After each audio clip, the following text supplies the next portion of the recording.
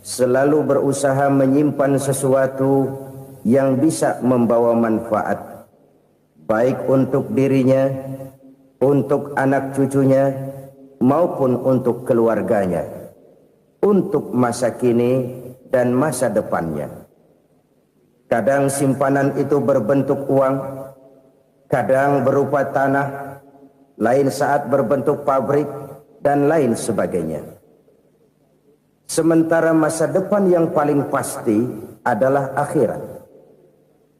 Jika untuk masa depan dunia kita rela memeras keringat, membanting tulang, pergi pagi dan pulang petang, menyimpan uang, menyimpan tanah, menyimpan pabrik, pernahkah kita merenung jika satu saat kiamat datang, kita dibangkitkan dari kubur masing-masing, berdiri di padang mahsyar untuk mempertanggungjawabkan seluruh kegiatan hidup kita di dunia ini, lalu kita akan menuju ke alam akhirat.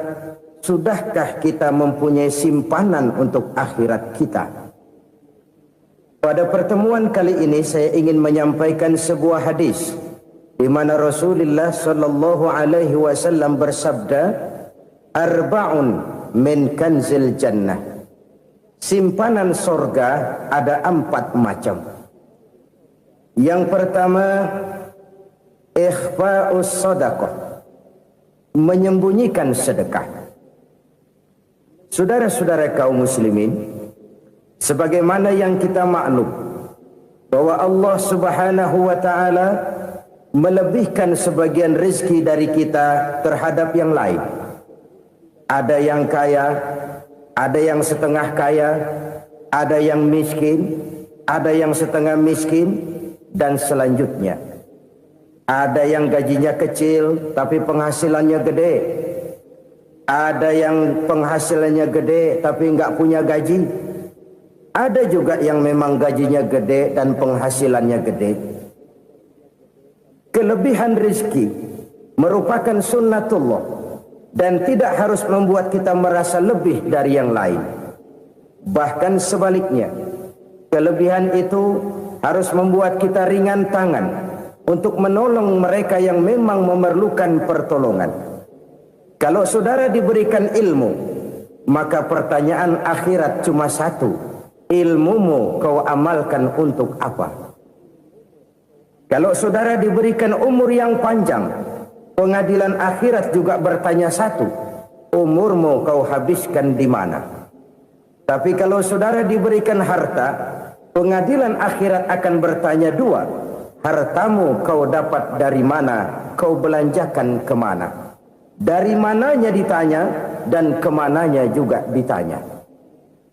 Oleh karena kita akan dimintakan pertanggungan jawab, maka amanah yang bernama harta ini harus kita gunakan dengan sebaik-baiknya. Ada penggunaan yang merupakan kewajiban, itu zakat namanya. Ada penggunaan yang sewaktu-waktu, itu infak namanya. Ada yang lebih sewaktu-waktu lagi, dan itu sedekah namanya. Zakat dia terikat oleh haul dan nisab, oleh putaran batas waktu dan ukuran dari harta itu sendiri. Sedangkan infak terikat oleh situasi dan kondisi perekonomian seseorang. Sedangkan sedekah tidak terikat dengan apapun. Dalam kondisi seperti apapun kita bisa melakukan sedekah dengan yang terkecil sekalipun. Sampai-sampai Rasulullah sallallahu alaihi wasallam mengajarkan, la tahqiranna minal ma'rufi syai'an walau an talqa akhaka biwajhin talik. Atau ada hadis, tabassumuka fi wajhi akhika laka shadaqah. Senyumanmu kepada temanmu adalah sedekah. Jadi untuk melakukan sedekah tidak harus dalam berbentuk uang. Dengan ilmu kita bisa sedekah, dengan tenaga kita bisa bersedekah, dengan pikiran kita bisa bersedekah, bahkan senyum kepada teman itu pun sedekah. Jadi kalau sedekah dengan uang memang belum punya uang, nyengir aja banyakin. Itu asal pada tempatnya, jangan lalu ketemu tiang listrik cengengesan. Tentu tidak pada tempatnya dan tidak wajar. Nah, sedekah yang paling dicintai Allah adalah sedekah yang disembunyikan. Artinya, jauh dari sifat riya. Kan kadang-kadang ada orang sedekah itu disebutkan namanya, apa tidak bagus? Kalau memang niatnya ikhlas, ya bagus-bagus saja. Untuk memberikan sugesti kepada yang lain. Di Fulan bin Fulan nyumbang sekian, diumumkan. Boleh kalau niatnya untuk memberikan rangsangan kepada yang lain supaya dia menyumbang lebih besar dari orang tadi. Tapi kalau itu mendatangkan riya, maka sedekah yang paling dicintai Allah adalah sedekah yang disembunyikan. Tangan kiri saja tidak tahu apa yang diberikan oleh tangan kanan. Sedekah yang dilakukan dengan ikhlas akan merupakan perbendaharaan surga, tersembunyi dari pandangan orang lain, tidak seorang pun tahu. Karena memang sikap yang baik adalah melupakan kebaikan dan mengingat kesalahan. Itu salah satu ciri orang bahagia. Orang yang selalu mengingat kesalahannya dan berusaha melupakan segala kebaikannya. Kalau dia akan berada kebaikan, dia tidak bisa ikut, dia merasa rugi karena dia merasa belum pernah berbuat baik. Tapi kalau akan melakukan kesalahan baru, dia ingat kesalahan yang sudah-sudah, sehingga terhalang baginya untuk melakukan satu kesalahan baru. Demikianlah saudara-saudara, bahwa Allah melebihkan rizki sebagian kita dari yang lain, agar terjadi tolong-menolong dalam kehidupan ini. Jadi kesenjangan yang nature, kesenjangan yang alami, itu sunnatullah. Ada yang kaya, ada yang miskin, ada yang kelas menengah. Nah, kenapa lalu sekarang kita berusaha mengentaskan kemiskinan? Oleh karena adanya kesenjangan struktural. Kalau yang kaya bisa semakin kaya, kenapa yang miskin tidak bisa naik jadi ikut sedikit kaya? Sebab pada dasarnya Islam adalah agama yang sejak turunnya sudah berupaya memerangi kemiskinan. Bahkan dikatakan kemiskinan itu mendekatkan kepada kekufuran. Orang kalau miskin udah dekat banget sama kafir.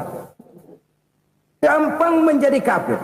Berapa banyak saudara-saudara kita yang oleh karena soal perut, oleh karena soal materi, terpaksa meninggalkan dan menanggalkan akidahnya. Menjual petunjuk yang diberikan Allah dengan kesenangan dunia yang cuma sebentar ini. Na'udzubillah, thumma na'udzubillah. Jadi makin kita sembunyikan satu sedekah, semakin banyak perbendaharaan kita di surga. Sedekah yang paling dicintai Allah adalah sedekah yang disembunyikan. Malahan ada seorang sufi, dia punya kebiasaan kalau pergi sholat Jumat dia bawa uang, itu uang dia taruh di bawah tikar masjid. Dia niat sedekah kepada siapa saja yang nemuin itu duit. Maksudnya apa? Supaya yang nemuin nggak tahu siapa yang punya duit. Demikian dia saking ingin menyembunyikan sedekahnya. Karena sifat riya itu bisa memakan amal kita sendiri. Riya itu termasuk menyebut-nyebut kebaikan kita. Orang yang suka nepuk dada, sedikit-sedikit ngitungnya kalau nggak gua. Tuh kalau nggak gua tuh yang belas itu kalau nggak gua, kalau nggak gua. Iya kalau nggak lu kenapa emang? Orang yang suka menepuk jasa, tuh biasanya memang begitu saudara-saudara. Kalau perang lagi berkecamuk, orang nggak sempat ngaku jadi pahlawan. Tapi begitu perang selesai, yang kagak kenal bedil ngaku pahlawan, mas. Itu sesuatu yang biasa. Oleh karenanya, orang-orang yang ikhlas dalam bersedekah, disembunyikannya sedekah itu, Allah cinta betul. Malahan ada hadis memberikan jaminan, inna sedaqatal mar'il muslimi tazidu fil umri wa tadfa'u mitatas su'i. Sesungguhnya sedekahnya seorang mukmin tazidu fil umri, bisa menambah umur panjang. Wa tadfa'u mitatas su'i, dan menyelamatkan manusia dari mati secara su'ul khatimah. Jadi siapa yang kepengen panjang umur, banyaklah sedekah. Yang bosan hidup, pelit terus. Sedekah menambah panjang umur dan menyelamatkan manusia dari mati secara su'ul khatimah. Pak, katanya umur itu nggak bisa ditambah, nggak bisa dikurangin. Kapan? Kalau ajal sudah datang. Wa idza jaa ajaluhum la yastakhiruna sa'atan wa la yastaqdimun. Kalau ajal datang tidak bisa dimajukan, tidak bisa dimundurkan. Itu kalau ajal sudah datang. Tidak bisa lagi umur ditambah dikurangi, sudah datang. Tapi kalau belum datang, itu kan haknya Allah. Mau ditambah, mau dikurangi, hak prerogatif Allah. Sebagai pencipta manusia, Allah maha kuasa dan maha mampu. Sedekah ini menambah panjang umur dan menyelamatkan manusia dari mati secara su'ul khatimah.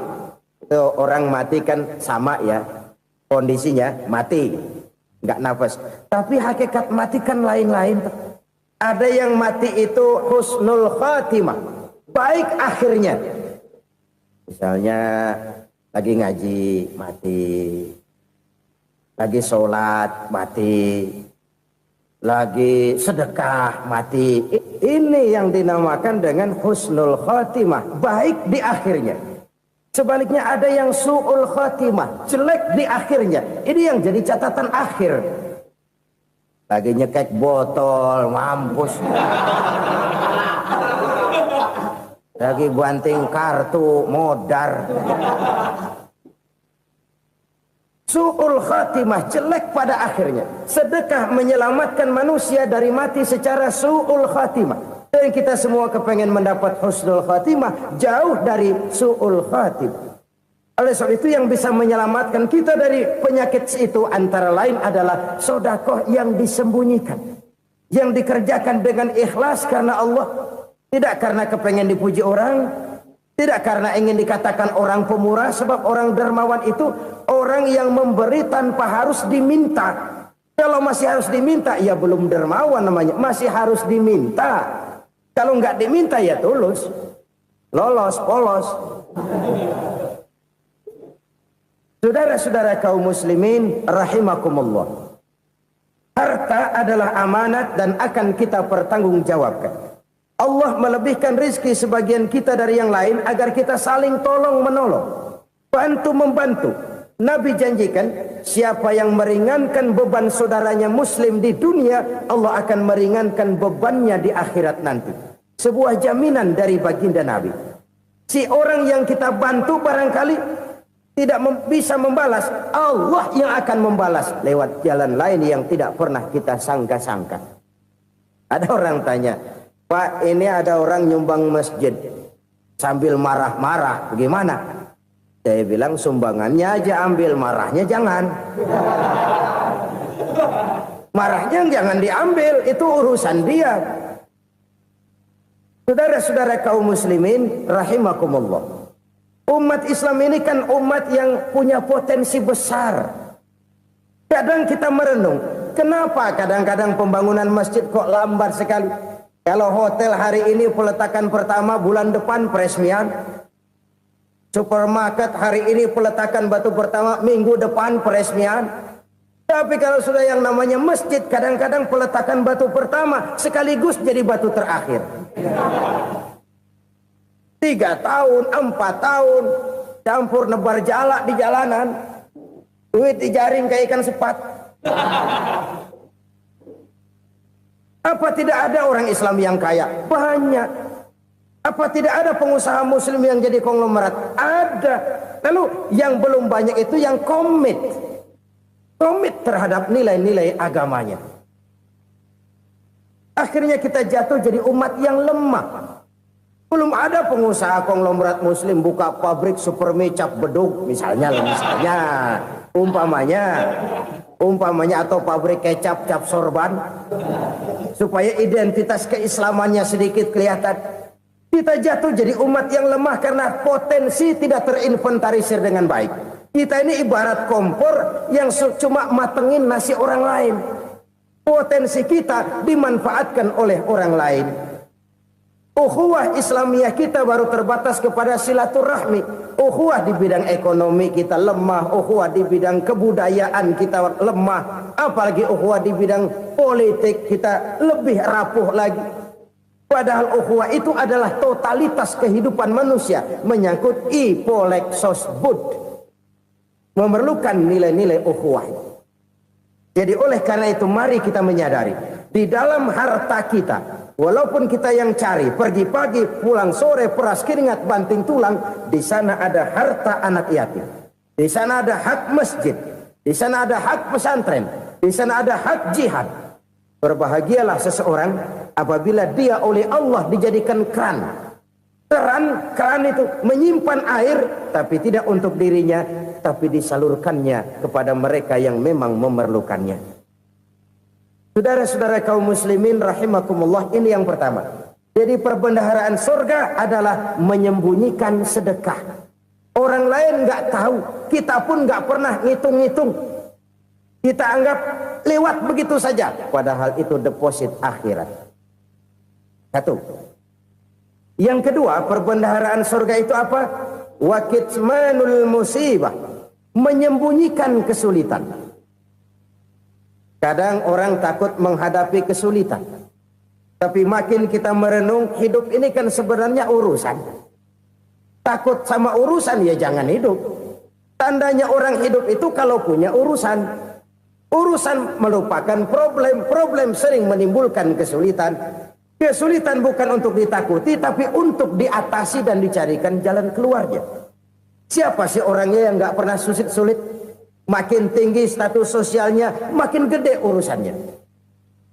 Makin tinggi kualitas imannya, makin berat tingkat kesulitannya. Cuma memang yang namanya enak itu seperti pelangi. Biang lala itu nggak pernah di atas kepala kita, di atas kepala orang melulu. Lu sih enak lu, kata kita. Dia juga bilang, yang enak kan lu. Pelangi itu nggak pernah di atas kepala kita. Kata tukang beca, aduh enak ya naik Mercy. Kata tukang beca, apa yang di dalam mobil Mercy? Aduh enak bener tukang beca, di jok ngeringkuk ngorok pulas bener. Saya kamar pakai AC sejuk, tempat tidur sutra empuk, alga spring bed, gula kulik nggak bisa pulas kalau belum minum Valium, belum tidur. Enak bener tukang beca, di jok ngorok nggak tahu wetan kulon. Si tukang beca bilang yang di Mercy enak, yang di Mercy bilang tukang beca enak. Inilah enak. Nggak pernah di atas kepala kita, di atas kepala orang lain melulu enak itu.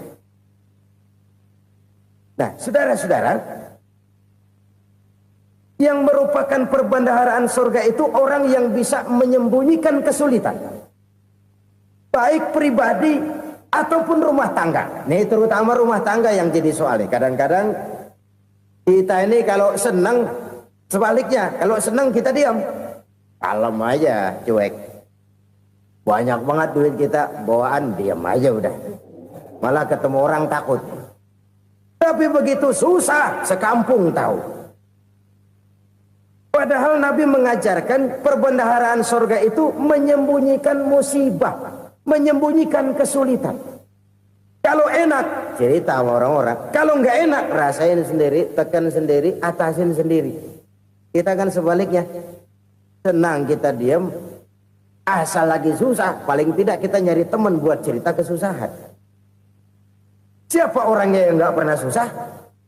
Cuma soalnya bagaimana kita mengatasi kesusahan itu sendiri.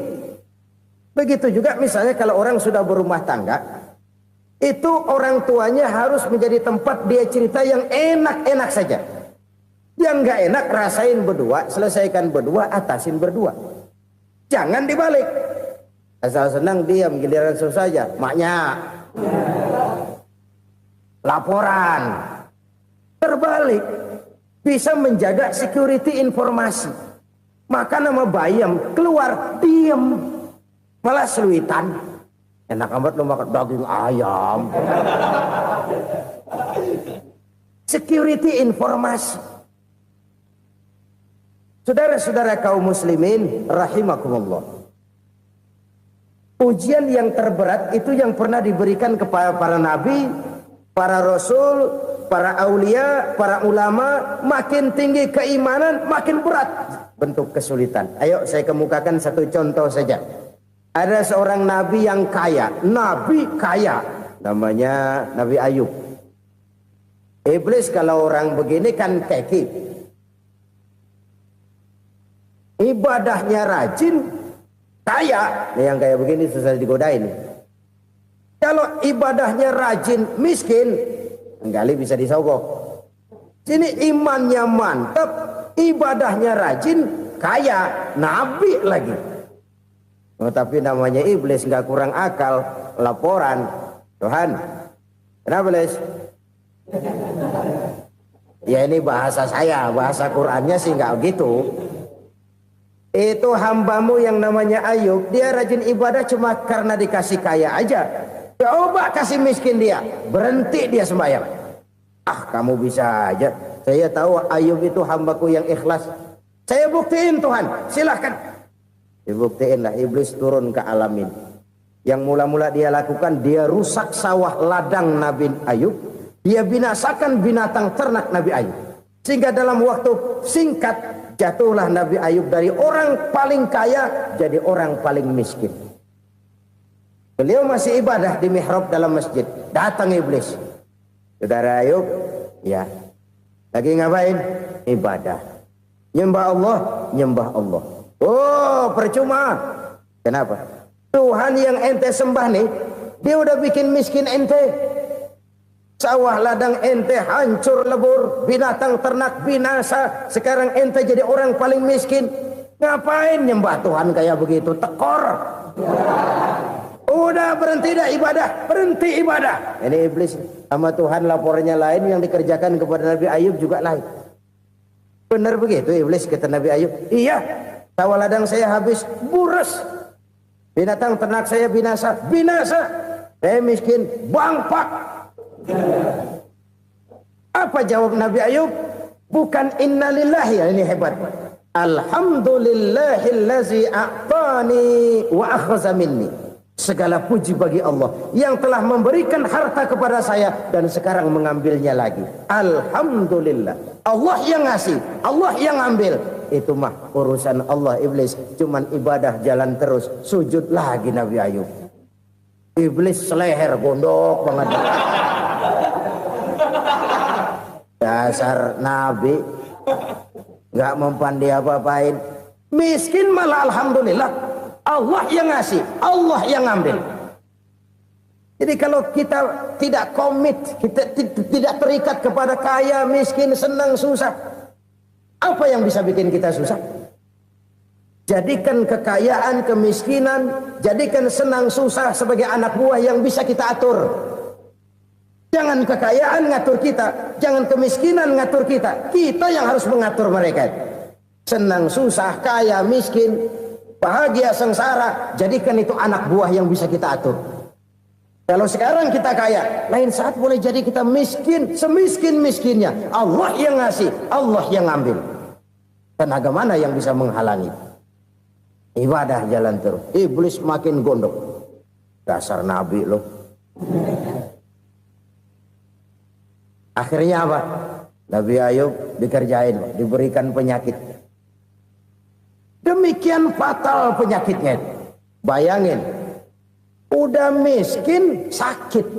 Masya Allah. Miskin sakit. Sakitnya nggak lama, kira-kira 16 tahun. Istrinya 3, 2 mental minta ceraiin. Ngerawatin laki bengek begini. Senang belum tentu, susah udah pasti nih. Cerai aja, cerai dah. Cerai. Tinggal satu Siti Rahmah yang setia menemani beliau. Sesetia-setianya hati perempuan. Satu saat Siti Rahmah bilang, Bang, iya, abang kan Nabi bang. Lalu, namanya Nabi kan doanya jarang meleset bang. Maksud kamu minta kenapa sih sama Tuhan biar abang sembuh baik dah bang? Siti Rahmah, iya. Saya sakit berapa tahun sih dah? 16 tahun bang. Sebelum ini saya sehat berapa tahun? Ya kira-kira 60 tahun bang. Nah coba ente banding-bandingin Rahmah. Saya dikasih sehat 60 tahun. Dikasih sakit 16 tahun. Sudah nggak sabar. Mau doa kepada Allah minta sembuh. Saya malu. Malu kepada Allah. Diuji dengan yang luar biasa seperti ini. Tidak mengganggu stabilitas kehambaannya. Dia tetap menghamba kepada Allah subhanahu wa ta'ala. Saudara-saudara kaum muslimin rahimakumullah. Kunci menghadapi kesulitan itu apa? Allah jelaskan dalam satu ayat, wa basyiris sabirin alladzina iza asabathum musibah qalu inna lillahi wa inna ilaihi raji'un. Gembirakan orang-orang yang sabar. Siapa mereka itu? Yang apabila mendapat musibah mereka kembali kepada keyakinan dasar, segalanya dari Allah dan segalanya akan kembali kepada Allah. Ini konsepsi dasar dari sikap muslim dalam menghadapi berbagai kesulitan. Segalanya dari Allah, segalanya akan kembali kepada Allah. Kalau ini sudah kondisi dasarnya, maka kita akan lapang menghadapi kenyataan bagaimanapun pahitnya. Apakah itu namanya miskin, apakah itu namanya sakit, bahkan maut sekalipun. Maut sekalipun. Segalanya dari Allah, segalanya akan kembali kepada Allah. Ini sikap hidup, bukan sekedar ucapan. Kita kadang-kadang menjadikannya sebagai ucapan. Mulutnya sehingga berhenti, innalillahi wa inna ilaihi rajiun, tapi nangisnya terus gerung-gerungan. Bukan itu, ini kesadaran moral. Kalau segalanya dari Allah, segalanya kembali kepada Allah, kan sebenarnya cuma nunggu giliran. Hari ini saya nyembayangin dia, entah hari apa saya disembayangin orang. Hari ini saya antar dia ke kubur, entah hari apa orang nganterin saya ke kubur. Hari ini saya tahlilkan dia, entah nanti kapan orang tahlilkan saya. Segalanya dari Allah, segalanya akan kembali juga kepada Allah. Oleh sebab itu saudara-saudara, kesulitan bukan untuk ditakuti. Kesulitan justru untuk diatasi, dicarikan jalan keluarnya. Dan tidak ada orang yang tidak pernah mendapat kesulitan. Tidak ada. Semakin tinggi status sosial, semakin tinggi kualitas keimanan, semakin besar juga tingkat kesulitan. Hanya saja bagaimana cara kita mengatasinya. Dan Al-Quran menyatakan, innama al-usri yusra. Di balik kesulitan itu pasti ada kemudahan. Roda itu berputar. Karena itu Rasulullah Sallallahu Alaihi Wasallam mengingatkan kepada kita, ta'arraf ilallahi firraha ya'rifka fisyiddah. Ingatlah kepada Allah di waktu kamu senang, supaya Allah ingat kepada kamu di waktu kamu susah. Kalau waktu senang kita ingat kepada Allah, kita susah, Allah tidak akan meninggalkan kita. Tapi kalau waktu senang kita jauh dari Allah, sujud tidak sempat, dengan masjid jauh, ketika senang kita lupakan Allah. Nanti begitu kita susah, Allah lupakan kita. Dan itu menyakitkan. Oleh karena itu orang-orang tua kita dulu bilang, kalau lagi sehat ingat-ingat lu bakal sakit nanti. Kalau lagi kaya ingat-ingat satu saat kita bakal jatuh miskin. Bahkan kalau lagi muda ingat-ingat kita bakal tua. Dan yang terpenting kalau lagi hidup ingat-ingat kita bakal mati. Saudara-saudara kaum muslimin rahimakumullah. Jadi yang kedua yang merupakan perbendaharaan surga, menyembunyikan musibah. Saudara-saudara kaum muslimin rahimakumullah. Hal ketiga yang merupakan perbendaharaan surga adalah wasilatur rahmi. Orang yang suka bersilaturahmi. Sebagaimana yang kita maklum bahwa manusia adalah makhluk yang disebut zon politika. Makhluk sosial yang tidak mungkin hidup sendiri-sendiri. Betapa dan siapapun kita memerlukan orang lain. Bodoh betul manusia kalau tinggal di tengah masyarakat tapi tidak mau bermasyarakat. Merasa hebat sendiri, pinter sendiri, gagah sendiri, kaya sendiri. Mungkin kalau mati juga ngubur sendiri. Jangankan kita di sini, di sorga saja Nabi Adam waktu sendirian bengong melulu, mondar mandir. Allah tegur dam sepi dam. Ya ini kalau bahasa saya. Iya Tuhan sepi ini nggak ada coret-corekan pisan ini. Diciptakan Siti Hawa baru anteng Nabi Adam. Itu di surga. Cobalah. Umpamanya saudara tinggal di Jakarta nih. Kaya bener. Apaan aja di Jakarta punya saudara dah. Jembatan Semanggi ambil. Monas, Buntel bawa pulang. Hotel-hotel ambil semua. Cuman tinggal di Jakarta sendirian, apa enaknya? Betapa dan siapapun kita perlu orang lain.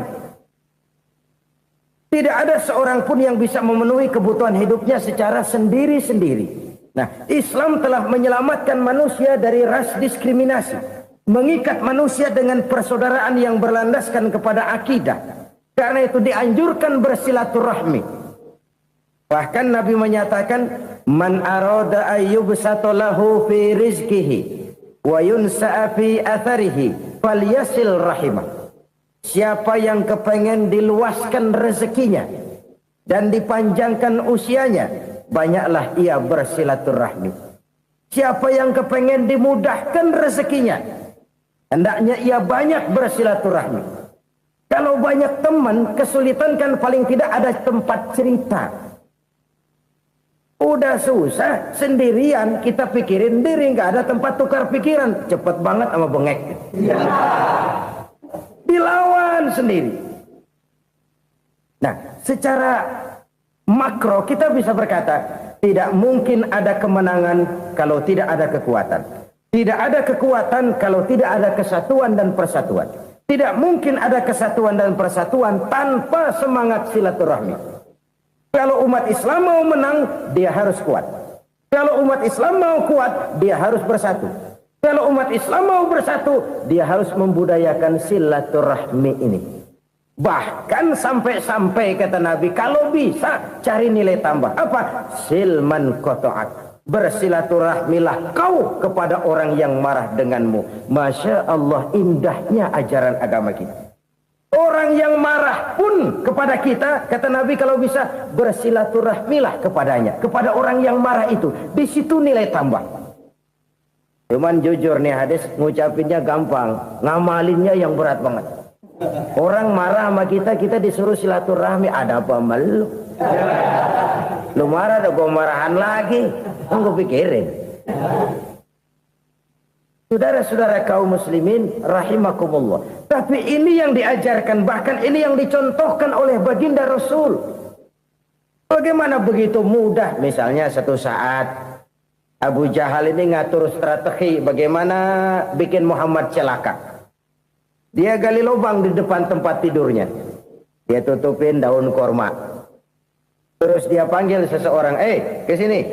Kasih tahu Muhammad, pamannya sakit keras, minta ditengokin. Berangkat orang ini ke sana. Muhammad, labbaik. Pamanmu sakit keras, dia minta ditengokin. Baik, saya akan datang menjenguk beliau. Berangkatlah Nabi ke rumah Abu Jahal tanpa prasangka apapun. Abu Jahal udah pasang setil, selimut 3 rangkap setengah dipakai, persis kayak orang meriang. Tapi sembari ngintip dari balik selimut, begitu Muhammad buka pintu, nah masuk perangkap nih. Muhammad jalan menuju tempat pembaringan.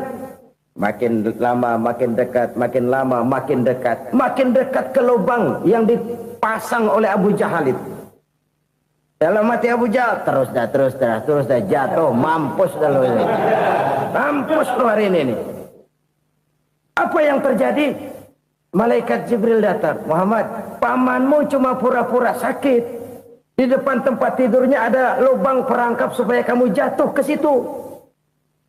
Sudah, kamu pulang. Balik kanan Nabi.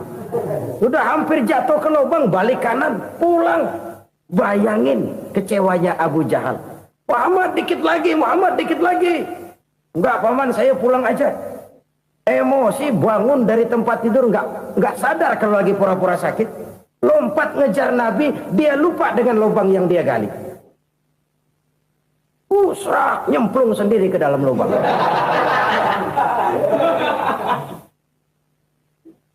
Nabi terus berlalu. Ini terjadi keanehan. Jatuh ke lubang yang dia gali itu sebenarnya nggak terlalu dalam ya, antara 3-4 meteran lah. Tolong saya jatuh ke lubang ini. Datanglah pelayan-pelayannya itu.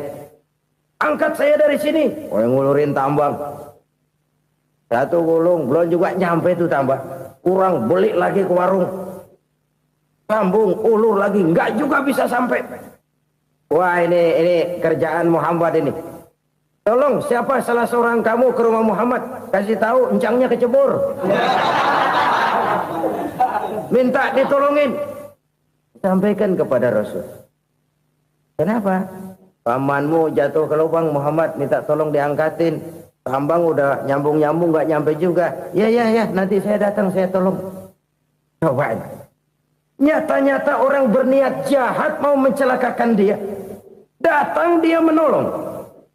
Ini yang disebut air tuba dibalas air susu ya ini. Bukan sebaliknya. Air tuba dibalas air susu. Paman, kecebur ya? Iya Muhammad, tolong ini. Pegang tangan saya.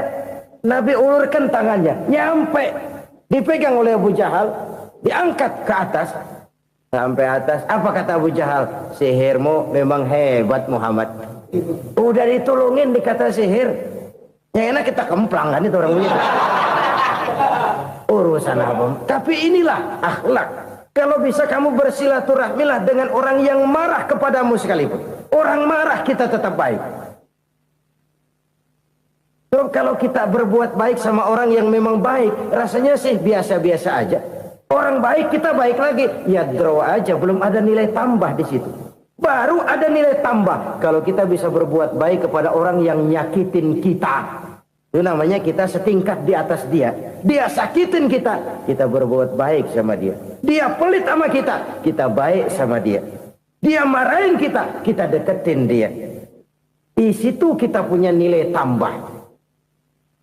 Jadi siapa yang ingin diluaskan rezekinya kata Nabi dan dipanjangkan umurnya, hendaklah ia banyak-banyak bersilaturahmi. Sederhana sebenarnya silaturahmi, tapi silaturahmi membangkitkan semangat kesatuan dan persatuan. Kesatuan dan persatuan melahirkan kekuatan. Dalam matematika 1 ditambah 1 pasti 2. Tapi di tengah masyarakat 1 orang takut ditambah 1 orang takut, hasilnya jadi 2 orang setengah berani. Kenapa setengah berani? Karena udah berdua. Tadi pan takut sendirian. Kalau dia kumpul turu-turu takutlah jadi berani. Kita yang lemah, kita yang tidak berdaya, kita yang miskin, kalau mau kompak bersatu, apa yang nggak bisa kita kerjain? Apalagi tinggal di kota besar, pilihan cuma 2. Bertahan atau minggir. Bertahan atau minggir. Untuk bisa bertahan harus mampu bersaing. Untuk mampu bersaing harus punya keahlian. Keahlian harus ditunjang dengan pendidikan, ditambah oleh kekompakan sebagai umat. Udah miskin mencar mulu, orang injak kita. Orang nggak pandang urusan apa malu. Oleh karena itu silaturahmi pada hakikatnya merupakan roh dari ukhuwah yang diajarkan oleh agama kita. Bagaimana Islam menyelamatkan masyarakat manusia dari ras diskriminasi, mengikat manusia, dan tidak ada persaudaraan yang lebih indah selain persaudaraan yang diikat dengan nilai-nilai akidah. Sepanjang orang di jalan Allah, itulah saudara kita. Keluar dia dari jalan Allah, selesailah persaudaraan sampai di situ. Karena itu, kalau ingin menyimpan sesuatu di surga, banyaklah bersilaturahmi. Datang ke rumah ini, datang ke rumah itu, dan lain sebagainya. Itu simpanan kita di akhirat nanti. Ini yang ketiga. Saudara-saudara, yang keempat, perbendaharaan surga itu apa? Wa qawlu la hawla wa la quwwata illa billah. Ucapan la hawla wa la quwwata illa billah. Ibadah kan ada yang berat, modalnya besar. Bangun masjid berat, modalnya besar. Bangun rumah sakit berat, modalnya besar. Ada ibadah yang berat tapi modalnya ringan. Misalnya puasa. Puasa itu berat, mengendalikan nafsu. Kalau sekedar nggak makan nggak minum sih enteng, mengendalikan nafsu. Itu jihad terbesar, tapi kan modalnya ringan, cuma niat saja. Ini ibadah berat, modalnya ringan. Ada ibadah yang ringan, modalnya juga enteng. Seperti termasuk ucapan la haula wa la quwwata illa billah. Tanpa sadar, la haula wa la quwwata illa billah. Nyelengin tuh di surga. Nyelengin, kita nggak terasa. Nyelengin simpenan akhirat. La haula wa la quwwata illa billah. Nyimpan lagi. Kaget, la haula wa la quwwata illa billah. Nyimpan lagi. Banyak simpenan. Walaupun sebenarnya yang dimaksud di sini adalah kesadaran batin bahwa tidak ada daya dan kekuatan kecuali Allah. Itu intinya. Kita memulai pekerjaan disunahkan baca bismillah, kan begitu. Apa itu? Kesadaran moral Bahwa ini saya bisa kerjakan. Saya kerjakan ini dengan menyebut nama Allah. Kenapa? Kalau Allah tidak memberikan daya dan kekuatan, mana mampu saya kerjakan ini. Maka saya kerjakan ini dengan menyebut nama Allah. Bismillah. Kesadaran moral. Manusia hanya wajib berusaha, tapi nggak pernah wajib berhasil. Banyak hal-hal yang kalau kita renungkan secara rasio nggak mungkin.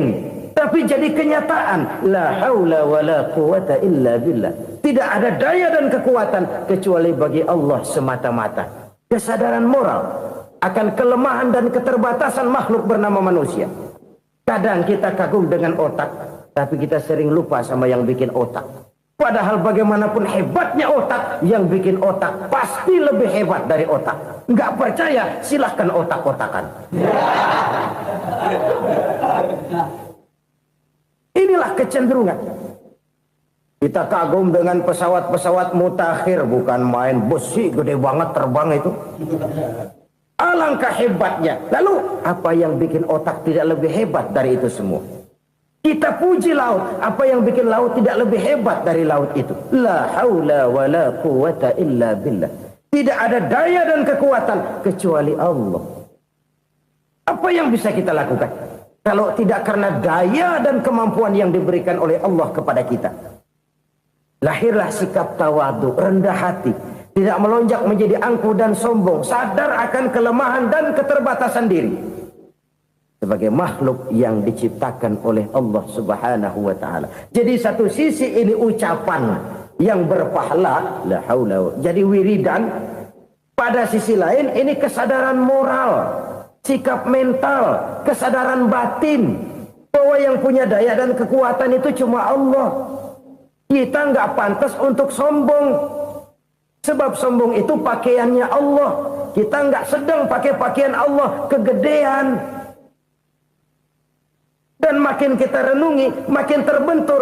Apa sih yang bisa kita sombongin? Kita mau sombong apa? Kaya, pintar, itu kan semua relatif. Di atas langit masih ada langit lagi. Jadi oleh karenanya, marilah kita menyadari. Manusia hanya wajib berusaha, tapi tidak pernah wajib berhasil. Yang berusaha saja tidak wajib berhasil, apalagi yang tidak berusaha. Islam bukan agama orang pemalas yang selesai sholat lalu endelohom, nggelenggem ayem-ayem. Tapi Islam bukan agama orang sombong yang setelah berusaha lalu tidak memerlukan Allah. Kita bisa saja bikin proyeksi, tahun sekian kita bakal panen besar menurut perhitungan otak. Tapi ada kejadian lain. Apa? Tikus ngambek. Habis itu dimakanin tikus, panen gagal. Proyeksi rasional gagal oleh tikus-tikus yang ngambek itu. Bisa saja terjadi. Tahun depan kita panen besar, urung. Kenapa? Musim panas panjang.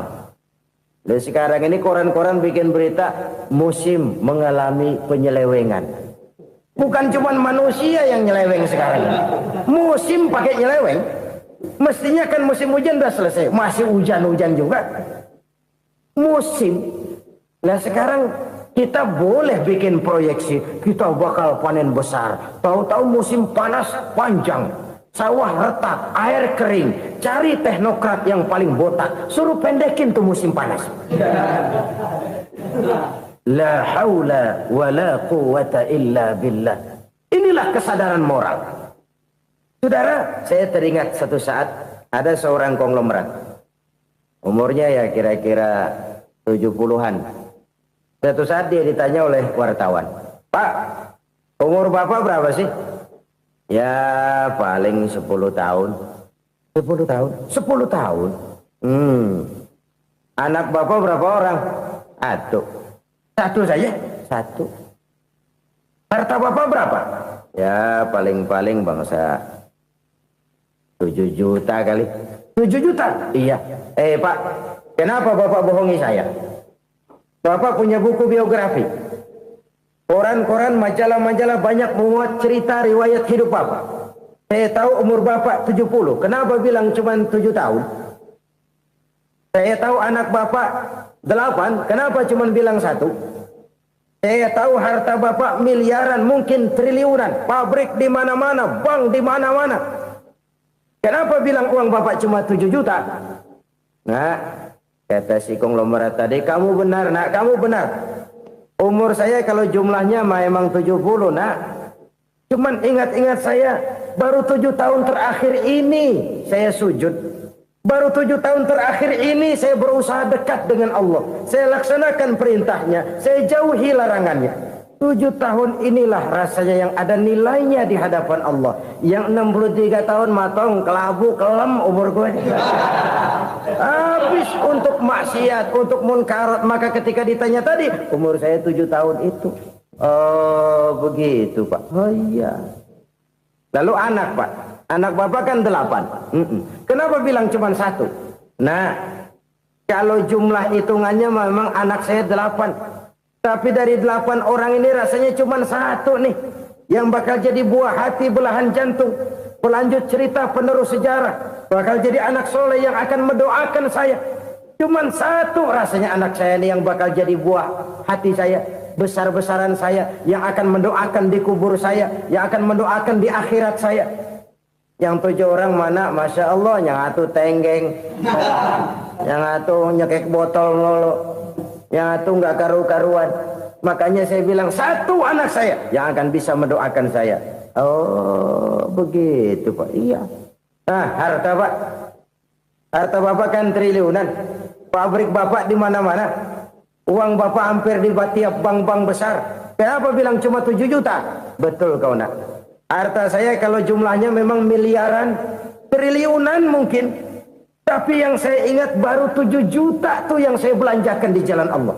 Saya nyumbang masjid, saya santuni yatim piatu, saya bantu pembangunan pesantren, saya bantu pembangunan rumah sakit Islam. Itu yang akan saya bawa pulang ke akhirat, yang 7 juta itu.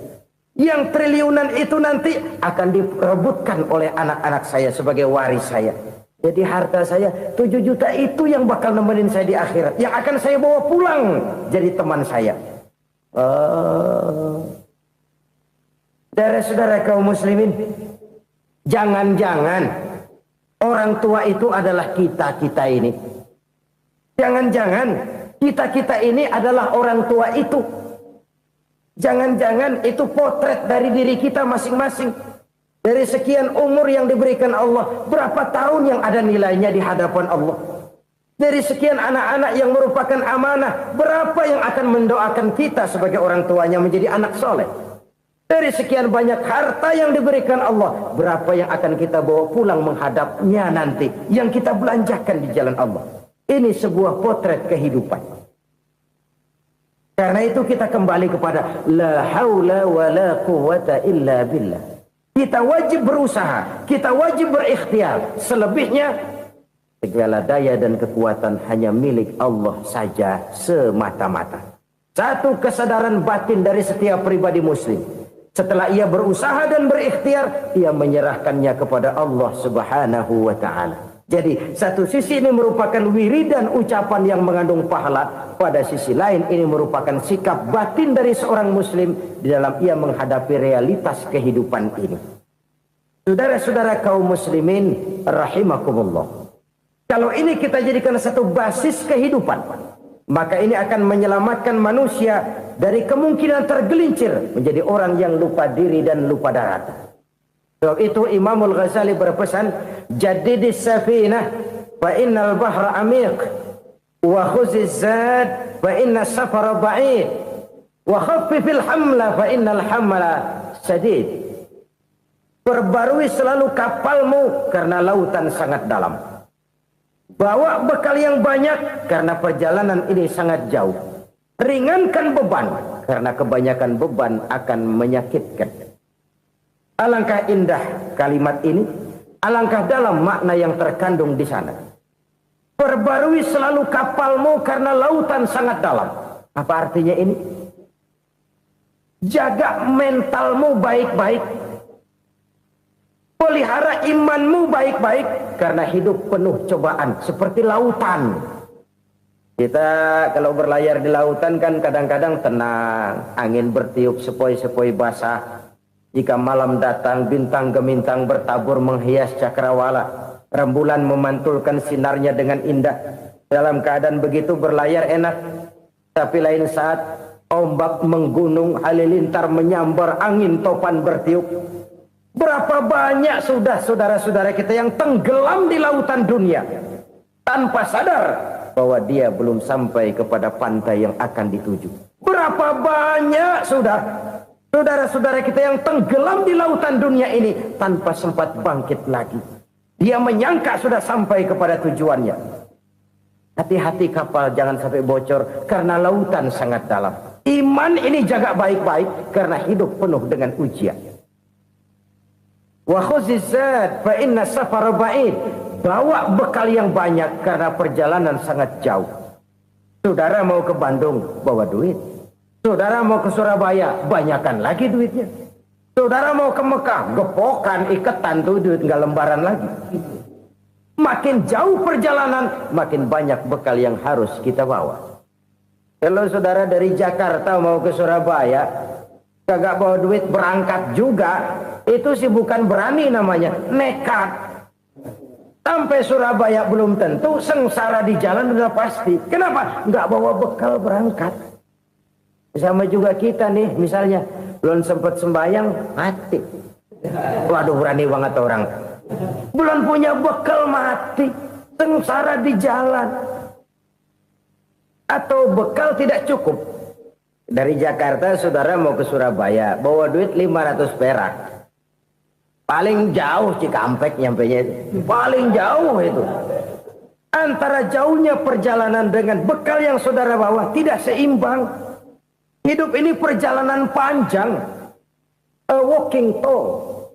Dimulai dari alam arwah. Sebelum jasad diciptakan, roh diciptakan lebih dulu. Dari situ pindah ke alam rahim. Dari alam rahim pindah ke alam dunia. Dari alam dunia pindah ke alam barzah. Baru menuju akhirat. Satu perjalanan panjang. Kalau bekal tidak bawa, sengsara di jalan. Bawa bekal yang banyak karena perjalanan ini sangat jauh. Wa khaffifil hamla, ringankan beban karena beban itu cuma akan menyulitkan. Kalau bekal itu sih keperluan, tapi beban nggak kita perluin, cuma ngeberat-beratin. Apa ini beban? Dosa. Kecurangan, kebatilan, kezoliman, ketidakadilan, kesewenang-wenangan. Itu akan jadi beban kita di akhirat. Alangkah celakanya, perjalanan panjang, bekal tidak bawa, beban kelewat banyak. Alamat sengsara di jalan. Pahala tidak ada, dosa berlipat ganda. Na'udzubillah, summa na'udzubillah. Kalau kita rangkum nasihat Al-Ghazali dengan kisah si konglomerat tadi, kita akan mengambil kesimpulan. Pertama, bekal terbaik dalam menghadapi gejolak kehidupan ini tidak lain adalah iman. Yang kedua, pahala dan dosa. Dua hal kontroversial. Pahala adalah bekal, dosa adalah beban. Tapi kita sekarang kan tidak begitu terangsang kepada yang abstrak. Orang berlomba mencari yang konkret-konkret saja. Yang real. Kalau memang dosa, benjol dong. Kira-kira begitu. Kira-kira begitu. Persis orang Yahudi dulu. Orang Yahudi itu kan pernah minta kepada Nabi Musa. Ya Musa, lan nu'mina laka hatta narallaha jahrah.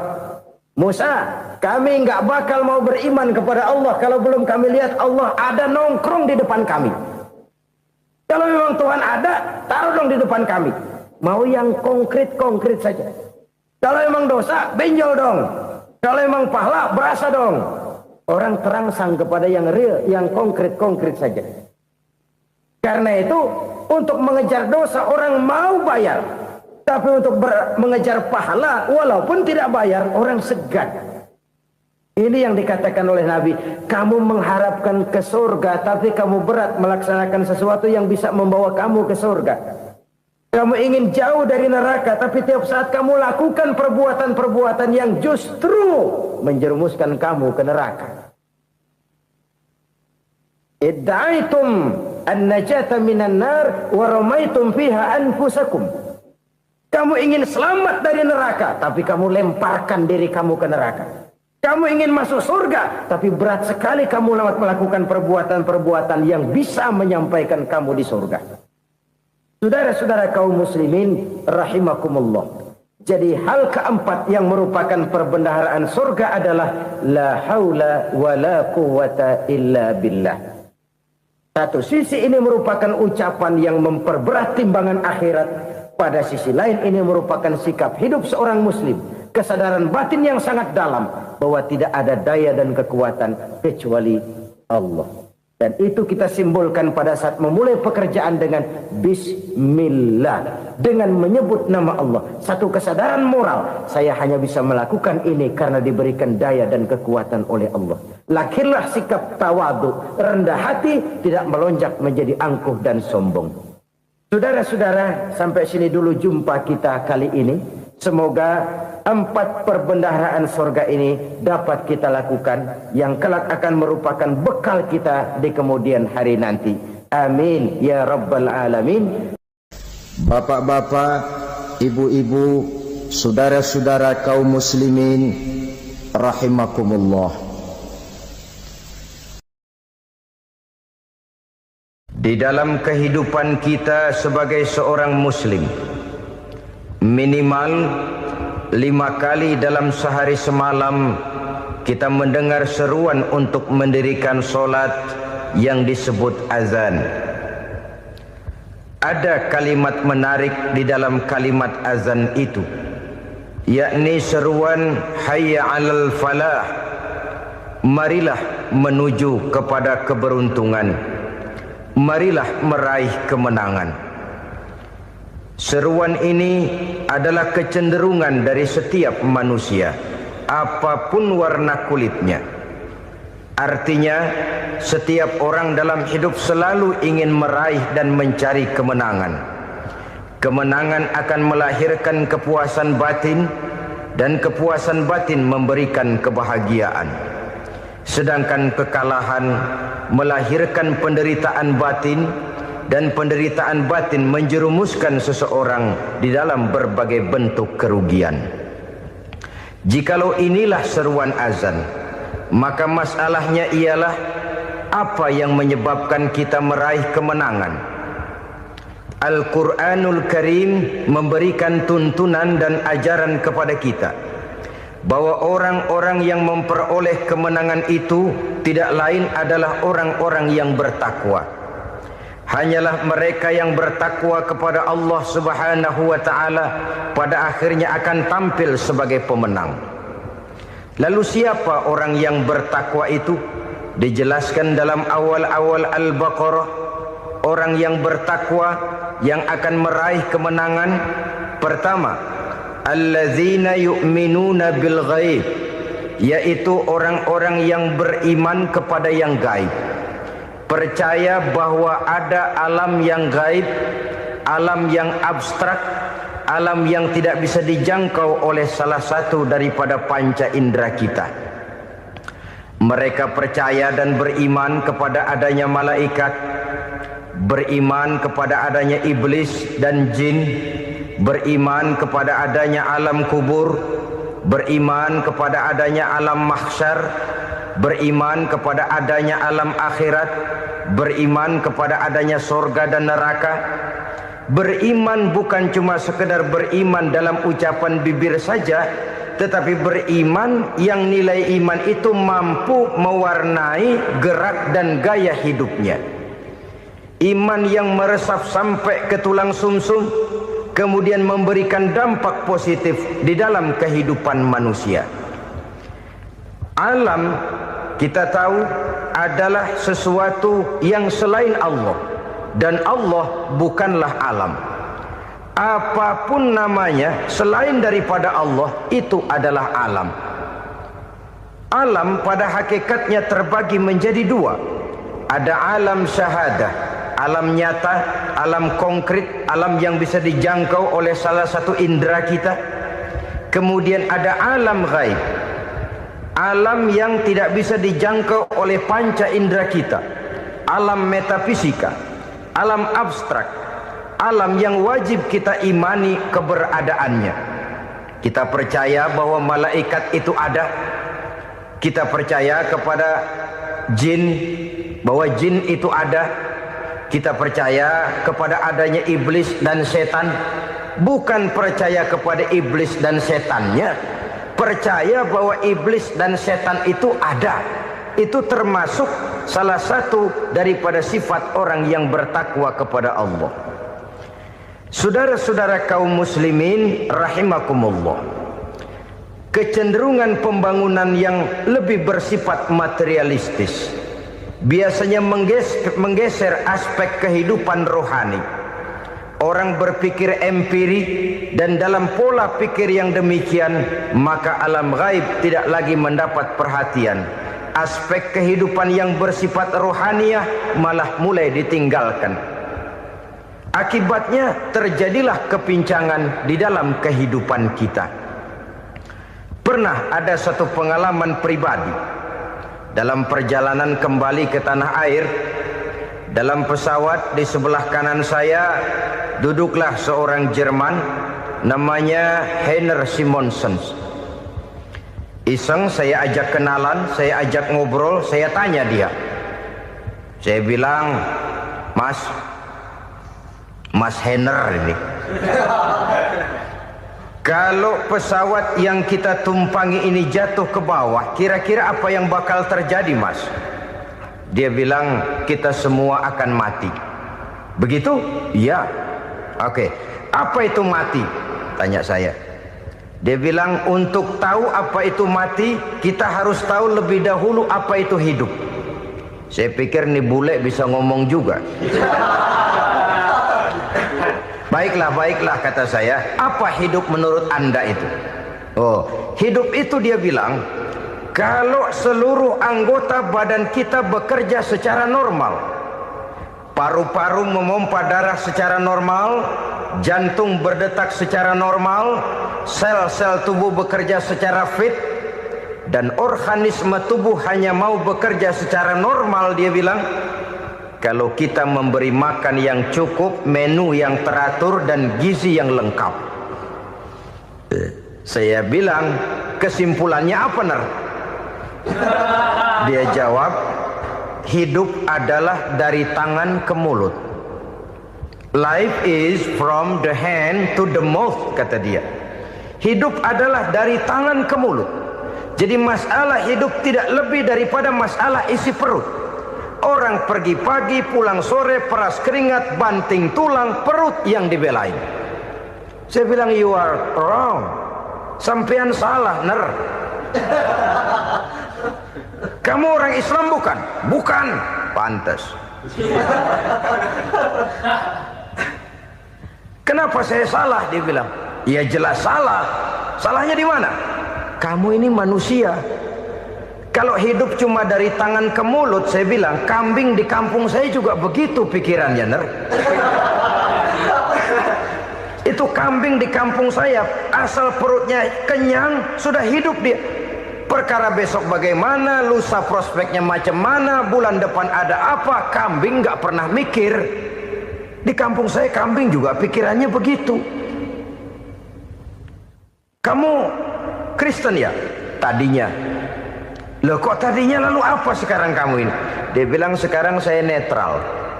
Saya tidak beragama, tapi saya percaya kepada Tuhan sebagai pencipta alam.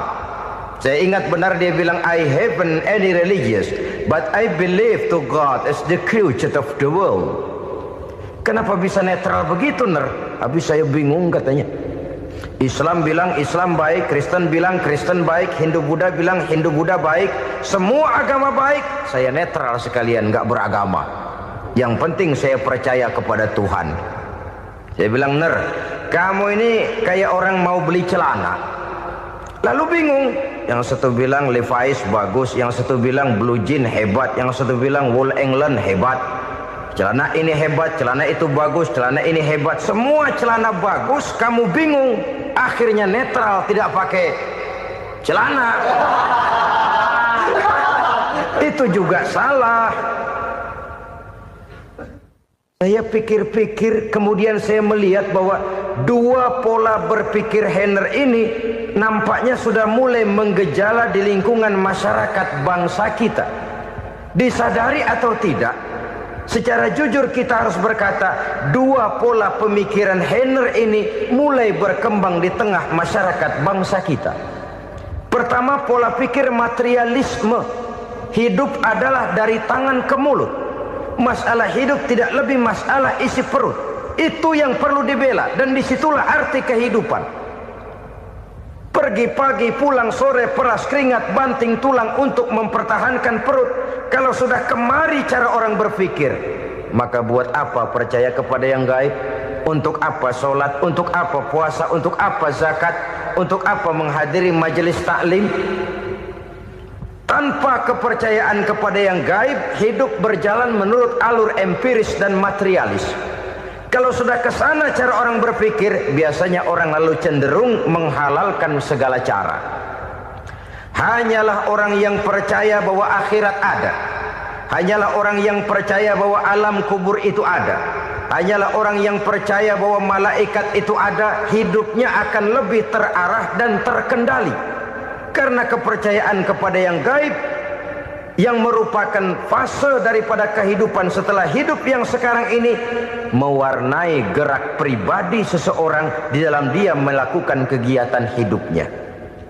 Pola berpikir materialisme, disadari atau tidak, mulai menggejala di lingkungan masyarakat bangsa kita. Hidup tidak lebih dari urusan tangan ke mulut, mulut ke tangan, tangan ke mulut. Asal perut sudah kenyang, hiduplah sudah. Perkara bagaimana prospek hari yang akan datang, bagaimana akhirat, tidak jadi persoalan. Ini yang oleh Nabi diperingatkan, ad-dunya sijnul mu'min wa jannatul kafir. Dunia adalah penjara bagi orang beriman dan surga bagi orang kafir. Dulu di zaman Belanda hadis ini pernah disalah tafsirkan, disalah artikan, digunakan sebagai senjata untuk mengkebiri dan membuat impoten umat Islam. Sudahlah umat Islam gak usah macam-macam, kata Belanda. Dunia ini kan penjara buat orang Islam, surga buat orang kafir. Di penjara jangan bertingkah.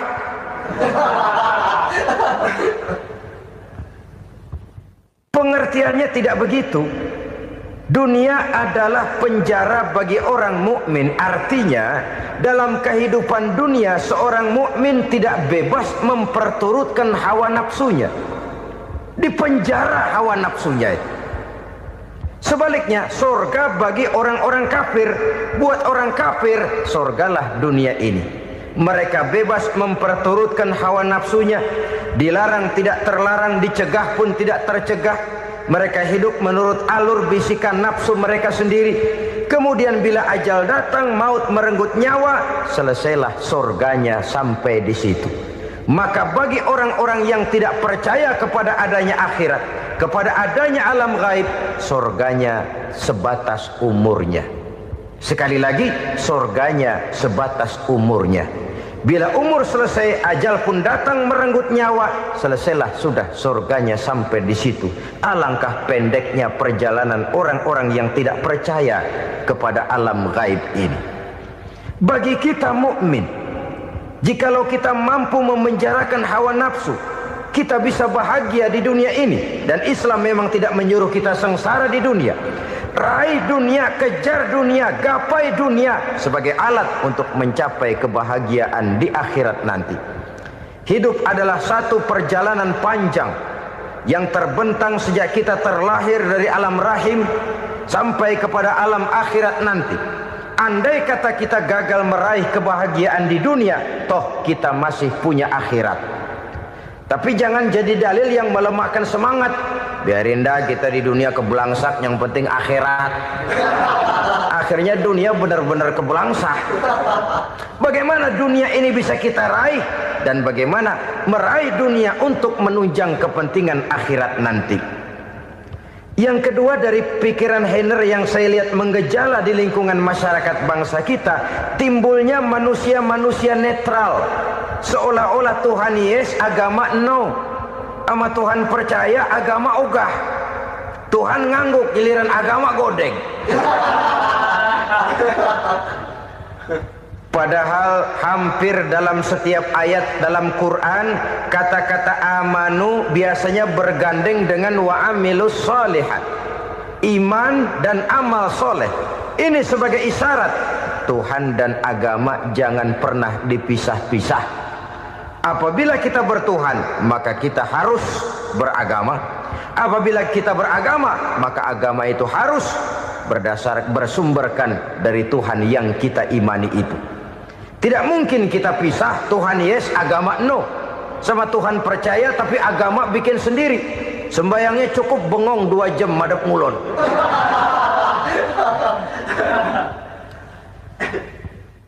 Saudara-saudara kaum muslimin rahimakumullah. Jadi dengan demikian, agama yang kita akui merupakan unsur mutlak di dalam pembangunan sekarang ini, merupakan bagian dari kehidupan yang menuntun kita bahwa di balik alam nyata ini, di balik alam syahadah ini ada alam gaib. Dan mudabbir, murabbi, yang mengatur, yang menguasai, yang memelihara baik dia alam nyata, baik dia alam gaib, tidak lain adalah Allah Subhanahu wa ta'ala. Di sana ada satu super power, satu maha kekuatan yang kita perlu bersandar kepadanya. Sebagai makhluk nyata yang hidup di alam nyata, berbuatlah secara nyata sebagaimana harusnya kita berbuat. Karena Islam jelas bukan agamanya orang pemalas. Islam jelas bukan agamanya orang yang mengajarkan setelah selesai sholat boleh duduk, nggelenggem ayam-ayam, ndelohom, menghitung bintang di langit sambil menunggu keajaiban. Tidak. Islam adalah agama yang mengajarkan apabila sholat sudah selesai kamu kerjakan, bertebaranlah di permukaan bumi, cari karunia Tuhanmu. Jangan hidup berpangku tangan menunggu keajaiban. Karena hidup bukan undian. Jangan berharap untung besar tanpa mau peras keringat. Tapi di sebalik itu toh kita juga harus yakin bahwa di sisi usaha nyata yang kita lakukan ada satu super power, satu maha kekuatan gaib yang menentukan berhasil dan tidaknya usaha kita. Kepercayaan kepada hal semacam inilah yang mendorong kita untuk mempunyai sandaran vertikal, agar jikalau usaha ini berhasil kita tidak lupa diri dan lupa daratan.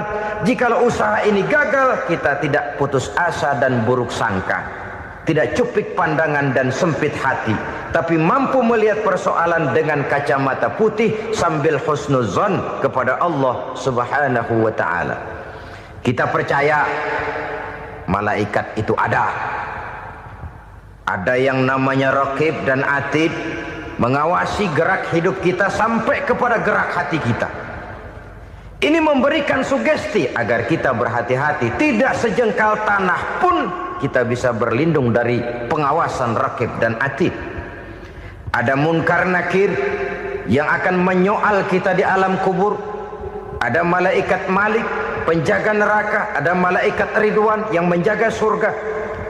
Kita percaya kepada adanya jin, kita percaya kepada adanya setan, iblis. Percaya kepada adanya, bukan mempercayai si setan, si iblis lalu menjadikannya sebagai teman. Tidak. Percaya bahwa mereka itu ada dan merupakan makhluk Allah yang gaib yang diciptakan Allah Azza wa Jalla. Kepercayaan kepada alam gaib memberikan motivasi terhadap gerak lahir manusia, sehingga dengan motivasi kepercayaan kepada yang gaib, gerak lahir jadi lebih terarah, jadi lebih terpelihara. Pernah seseorang bertanya, "Pak, apakah adanya akhirat bisa dibuktikan secara ilmiah?" Saya bilang tidak bisa, tidak bisa. Kenapa? Karena yang berangkat nggak pernah pulang kemari lagi. Kalau dia pulang kemari bisa kita tanya bagaimana enak di sono.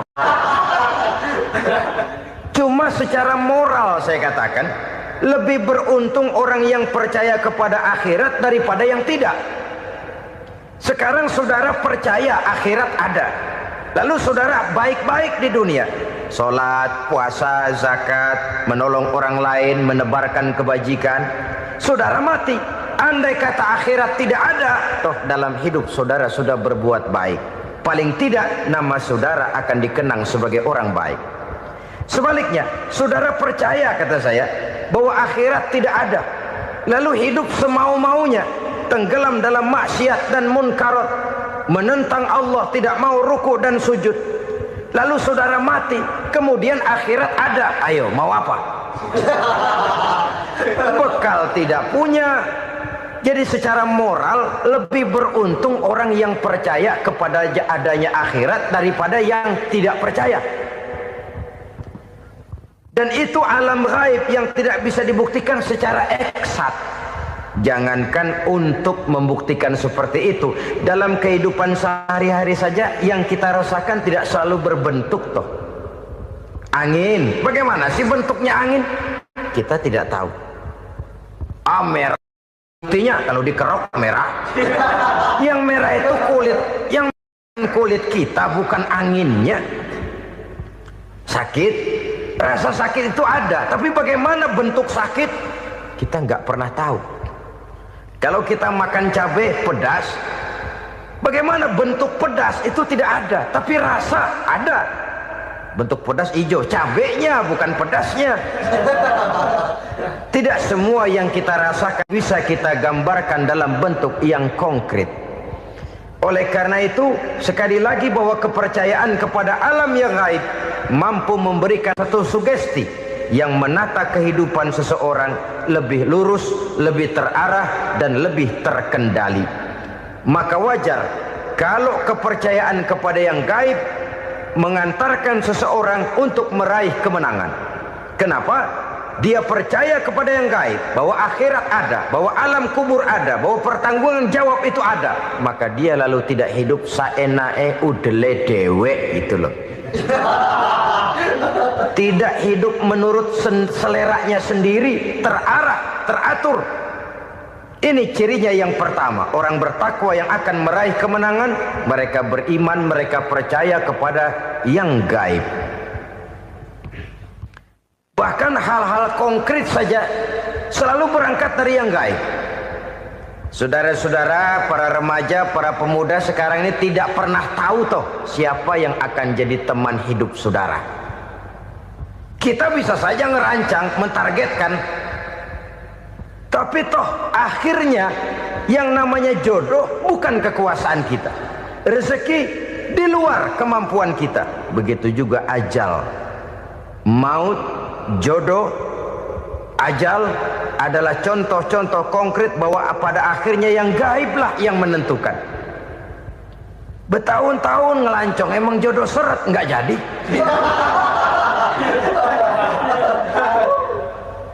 Begitu kenal baru setengah malam nginep ditangkap hansip kan. Hal-hal semacam itu kadang-kadang kita berpikir suuzon, gilet, perempuannya cakep banget, lakinya rebek amat. Memang begitulah jodohnya. Memang begitulah jodohnya. Saudara hadirin ma'asyiral muslimin yang saya hormati, jadi hal-hal yang konkret saja kita yakini sepenuhnya ditentukan oleh satu superpower yang gaib itu tadi. Dari sanalah segala ketentuan itu berangkat dan kesanalah segalanya akan kembali. Maka kepercayaan kepada yang gaib meluruskan gerak hidup seseorang dan itu akan mengantarkan dia kepada meraih kemenangan. Satu. Yang kedua, wa yuqimuna shalah. Orang bertakwa yang akan meraih kemenangan itu adalah orang-orang yang mendirikan sholat. Kenapa sholat mengantarkan orang untuk meraih kemenangan? Yang jelas, inna sholata tanha anil fahsya'i wal munkar. Sholat mampu mencegah manusia dari perbuatan keji dan munkar. Banyak filsafat hidup yang terkandung di dalam sholat ini. Sejak kita wudhu sampai kita menghadap ke arah kiblat, sampai kita melakukan gerak-gerak sholat, bacaan-bacaan yang ada di dalam sholat, lalu sampai kepada mengucapkan salam. Banyak filsafat hidup yang terkandung di dalam sholat. Umpamanya saja, setelah takbiratul ihram mulai kita dengan sholat dalam posisi berdiri, diajarkan dalam kitab-kitab fikih agar kita melihat ke arah tempat sujud. Ini kan filsafat kehidupan. Kalau kamu sholat dalam posisi berdiri, lihat tempat sujud. Jangan sholat mata jelalatan, sebab nanti bisa mengurangi kekhusyuan. Jadi wajar kalau yang dikatakan bahwa yang paling afdol adalah shaf yang di depan. Kenapa? Secara harfiah pengertiannya akan lebih mengundang kekhusyuan. Kenapa? Kalau kita di shaf paling depan di masjid umpamanya paling banter kita lihat tembok. Tapi kalau kita shaf di tengah atau di belakang, orang-orang di depan kita pun akan kelihatan. Yang bajunya loreng, yang bajunya genggang, yang bajunya macam-macam. Kita lihat, kadang-kadang kita pikirin, ada yang bajunya bolong. Kita sholat tapi dalam hati, nih orang bajunya robek yang nggak tahu apa. Ada saja hal-hal yang mengusik kekhusyuan kita. Oleh sebab itu diajarkan dalam posisi berdiri, lihat, arahkan pandangan matamu kepada tempat sujud. Ini kan filsafat kehidupan. Maksudnya apa? Kalau lagi diri lihat dong tempat sujud. Kalau udah di atas ingat dong sama yang bawah. Kalau sudah tinggi ingat dong dari mana kamu berangkat. Kalau sudah berkuasa bantu dong yang lemah. Kalau sudah kaya santuni dong yang miskin. Kalau sudah alim bimbing dong yang awam. Ini filsafat kehidupan. Dalam posisi berdiri kau lihat tempat sujud. Ini akan melahirkan kepekaan sosial di mana seseorang mau tahu kepada orang lainnya. Bagaimanapun kaya kita, tinggi pangkat dan jabatan kita, jikalau hidup hanya untuk kepentingan perut sendiri saja, rasanya belum membawa manfaat di dalam kehidupan kita. Tapi efek yang tertinggi sesungguhnya, sholat mencegah manusia dari perbuatan keji dan munkar. Perbuatan keji dan munkar walaupun kelihatannya mendatangkan uang, membawa keuntungan, tapi itu keuntungan semu, keuntungan sementara. Dengan menipu orang lain kita bisa dapat untung, tapi tidak membawa berkah. Dan itu adalah kerugian besar dalam kehidupan kita. Maka untuk meraih kemenangan harus dimulai dengan membentuk kepribadian yang tegar, memiliki sandaran vertikal yang langsung kepada Allah Subhanahu wa ta'ala. Dan itu hanya bisa kita tempuh melalui jalur ibadah formal yang sudah ditentukan Allah, yakni sholat yang 5 waktu. Untuk memperkuat itu ada sholat-sholat sunnah, rawatib, nawafil sebagai terminal-terminal kontrol cadangan untuk memelihara stabilitas temperatur batin di dalam kita berhubungan dengan zat yang maha gaib, yaitu Allah Subhanahu wa ta'ala. Orang sering bertanya, Pak, itu tetangga saya nggak sholat, duitnya nggak habis-habis, Pak. Nggak sholat tapi mobilnya tambah terus. Nggak sholat tapi usahanya makin maju. Tapi di sisi lain ada orang yang rajin sholat, rezekinya butak bener. Anaknya mana kurus, mana korengan. Saudara hadirin ma'asyiral muslimin rahimakumullah. Harus saya katakan bahwa sholat memang bukan untuk cari duit. Sholat adalah sandaran vertikal kita kepada Allah. Sedangkan soal rezeki itu berkaitan dengan sifat Allah maha pengasih dan maha penyayang. Allah maha pengasih, siapapun dikasih kalau mau usaha. Allah maha penyayang, tidak semua orang disayang oleh Allah Azza wa Jalla. Dan belum tentu banyak harta itu merupakan nikmat. Mungkin juga istidraj. Artinya istidraj itu dikasih tapi diambulin, kalau bahasa Betawinya itu. Dikasih tapi diambulin, itu bukan merupakan nikmat sesungguhnya, lebih merupakan azab dari Allah Subhanahu wa ta'ala.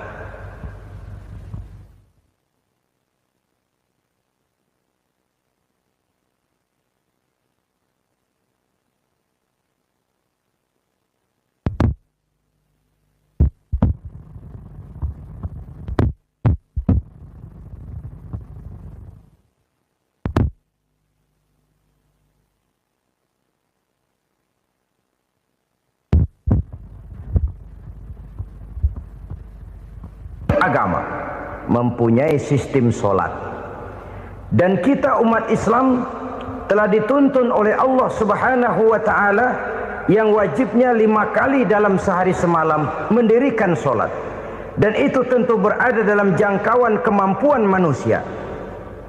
Pada awalnya barangkali kita memang merasa solat itu satu kewajiban, tapi semakin kita hayati makna, manfaat dan filsafat yang terkandung di dalam ajaran solat, semakin sampai kita kepada keyakinan bahwa solat adalah keperluan kita.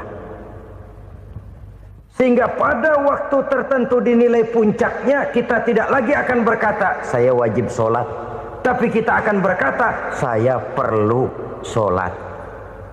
Kalau kita sudah merasakan itu adalah keperluan kita, nah di sanalah kita baru akan merasakan ruginya kalau hal itu tidak kita laksanakan. Sepanjang kita masih berkata saya wajib sholat, kita akan lebih merasakan dia sebagai beban ketimbang sebagai keperluan. Yang jelas Allah tidak memerlukan ibadah yang kita laksanakan ini. Dengan kata lain, andai kata satu dunia penuh ini orang tidak ada yang sholat satu pun, Allah tidak akan turun dari jabatan Tuhan. Jangan lalu berpikir kalau kita ngambek se-RW kagak sembahyang Tuhan tekor kali ini ya.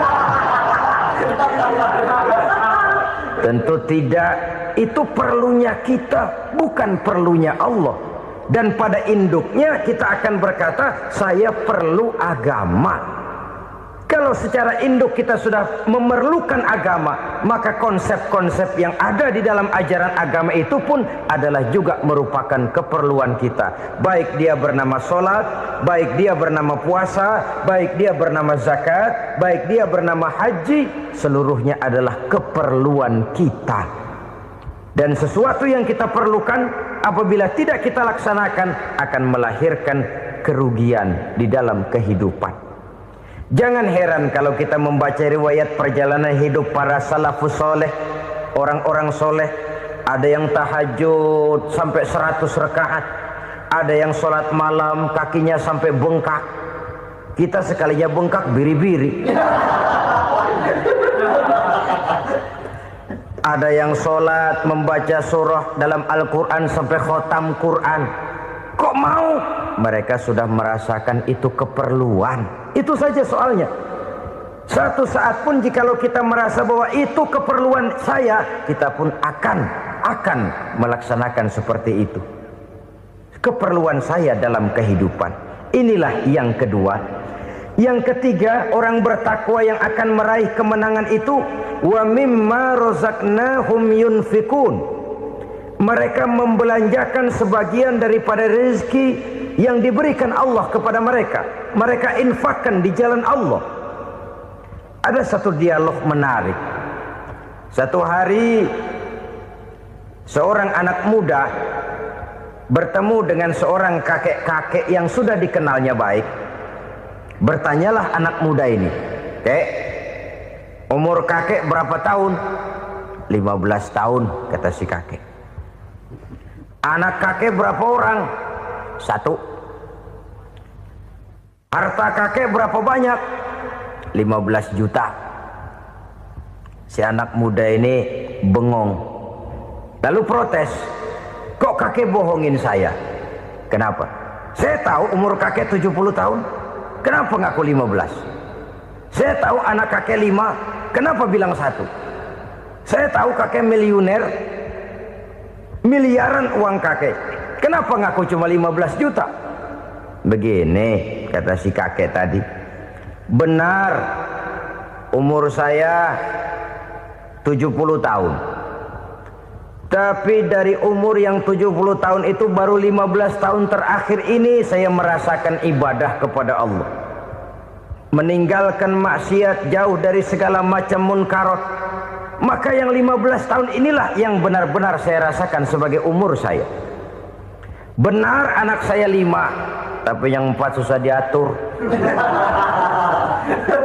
Cuman 1 rasanya nih yang bakal jadi si buah hati belahan jantung pelanjut cerita penerus sejarah. Cuma 1 ini yang saya harapkan, yang akan jadi anak soleh, yang akan membuat saya menerima pensiunan pahala. Kalau yang 4 apek dah, nggak ada harapan.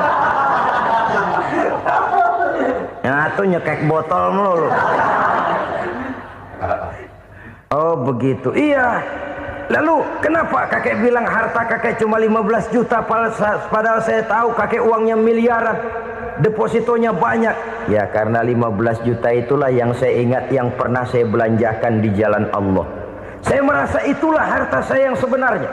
Yang miliaran yang saya simpan di bank kelak kalau satu saat saya mati akan jadi rebutan di antara anak-anak saya. Iya kalau anak saya soleh kayak yang satu ini. Kalau yang 4 tadi udah tulen dia bakal berantem dah berebut tuh. Jadi 15 juta yang saya belanjakan di jalan Allah inilah yang saya merasakan benar-benar harta saya yang sesungguhnya. Dialog ini patut menjadi bahan renungan kita bersama. Diberikan kita umur 40, 50, 60, 70, 80. Berapa tahun dari umur yang diberikan itu yang jalan mulus, yang kita gunakan untuk melaksanakan ibadah? Banyak harta kita simpan di bank, di lemari, di dompet, di tas. Tapi berapa yang sudah kita depositokan di jalan Allah yang akan menemani kita di hari kita kembali nanti?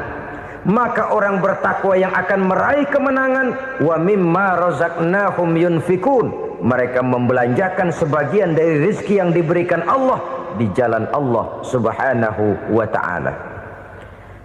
Ma'asyiral muslimin rahimakumullah. Zahirnya memang kita memberikan kepada orang lain, tapi hakikatnya kita menyimpan untuk diri kita sendiri.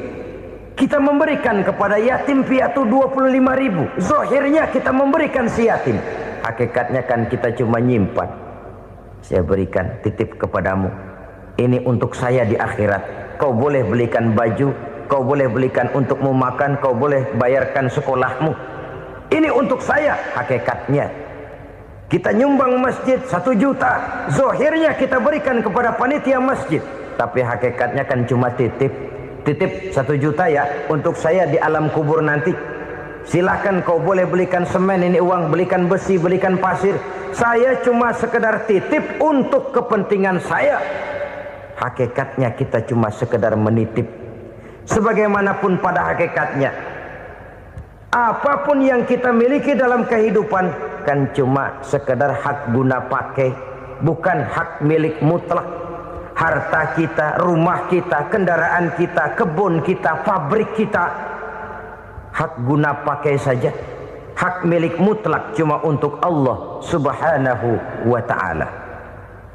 Saudara-saudara kaum muslimin rahimakumullah. Ini yang ketiga. Kemudian yang keempat, orang-orang bertakwa yang akan meraih kemenangan, allazina yu'minuna bima unzila ilaika. Mereka yang beriman, mereka yang percaya kepada apa yang telah diturunkan kepadamu Muhammad, ay Al-Quran, yakni Al-Quranul Karim.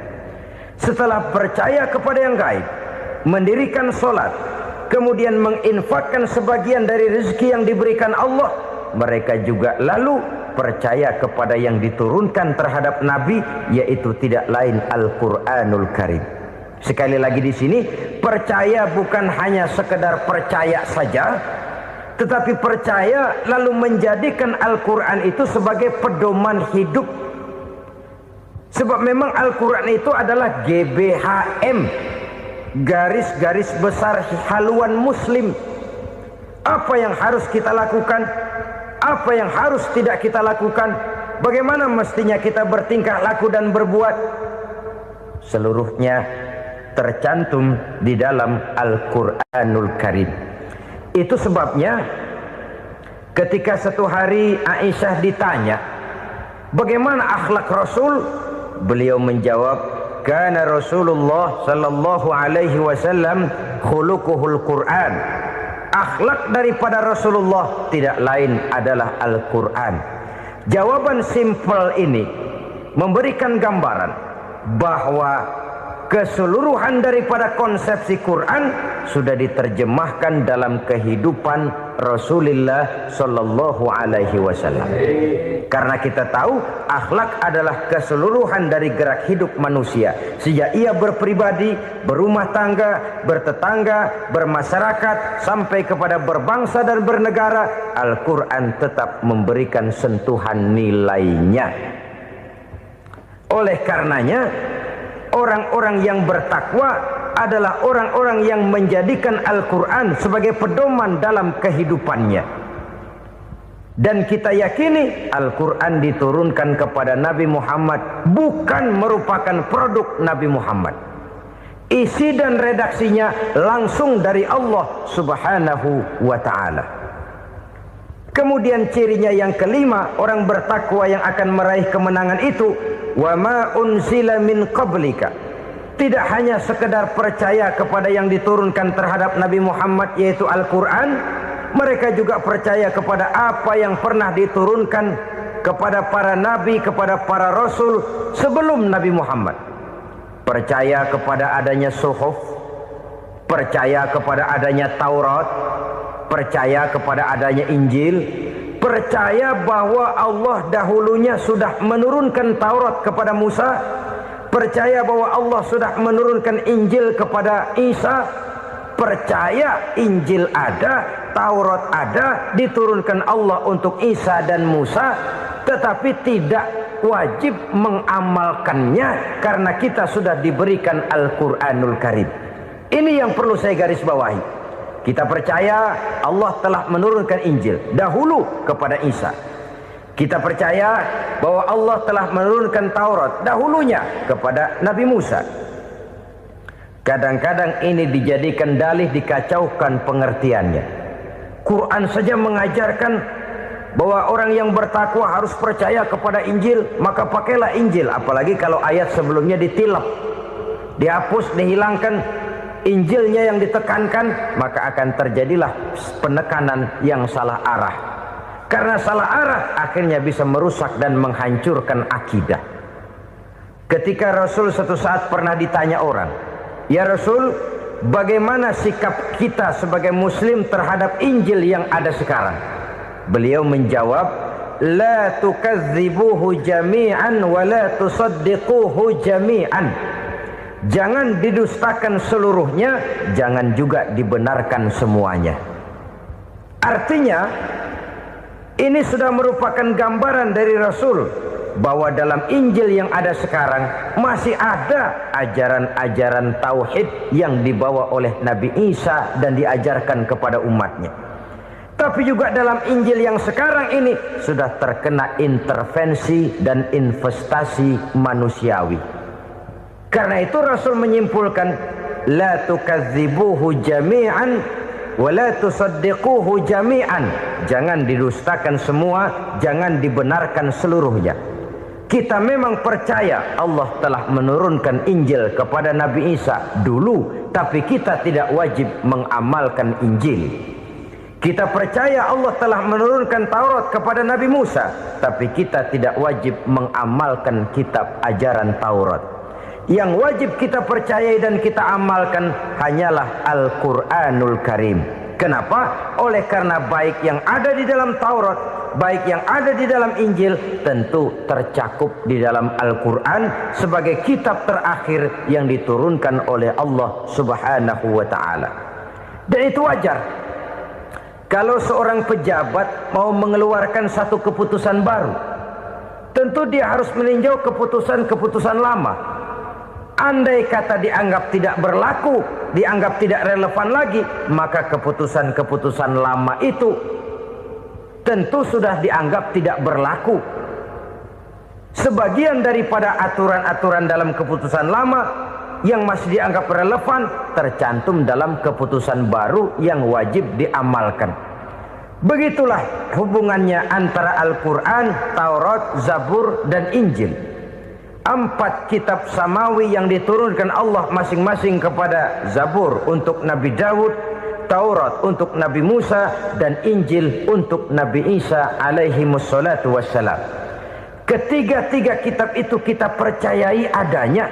Kita yakini Allah telah menurunkan Zabur, Taurat, dan Injil. Tapi kita tidak wajib mengamalkannya. Yang wajib kita mengamalkannya sekarang ini tidak lain hanyalah Al-Quranul Karim saja. Karena ia mencakup apa yang ada di dalam Zabur, apa yang ada di dalam Taurat, dan apa yang ada di dalam Injil. Keotentikannya bisa dipertanggungjawabkan. Ya, tapi kan Nabi Muhammad sudah mati 14 abad yang lalu, dan di zaman beliau Al-Quran kan belum dikodifikasikan, belum ditulis. Bagaimana keotentikannya bisa dipertanggungjawabkan? Mudah saja. Allah berjanji, inna nahnu nazzalna dzikra wa inna lahu lahafizun. Kami yang menurunkan Al-Quran dan kami yang akan menjaga dan memeliharanya. Allah turunkan Quran, Allah menjaganya.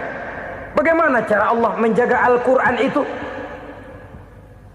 Banyaknya orang-orang yang hafaz Al-Quran. Hafaz Al-Quran 30 juz, 114 surah, 6.666 ayat.